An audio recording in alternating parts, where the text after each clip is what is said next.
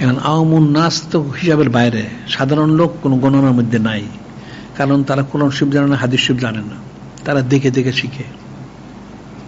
এখন তাদেরকে যা বোঝানো হয় সেটাই তারা বুঝে। সে যত কিছু দাবি করুক, আসলে তো সে কিছু জানে না। যারা জানে তারা করে কি? তাদের তো উচিত ছিল তাদেরকে বোঝানো, তারা তো বোঝায় না, এরই তুলটা কাজগুলি করে। এখন ছবি তোলা হারাম, এটা যদি আলেমরা সবাই বলতো তাহলে তো কেউ ছবি তুলতো না। বেপর্দা হারাম, সব আলেমরা যদি বলতো বেপর্দা হারাম, তাহলে কোনো আলেমরা কেউ বেপর্দা হইতো না।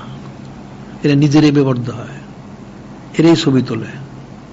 গণতন্ত্র করা হারাম, এটা যদি আলেমরাই ফতোয়া দিত তাহলে তো কেউ করতো না, এরা নিজেরই করে।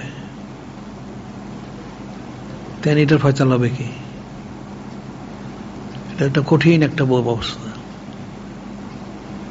এখন হারামগুলির হালাল বানায়, আর এই যে আমরা বলি সুন্নত পালন করা ফরজ, এটা তারা অস্বীকার করে।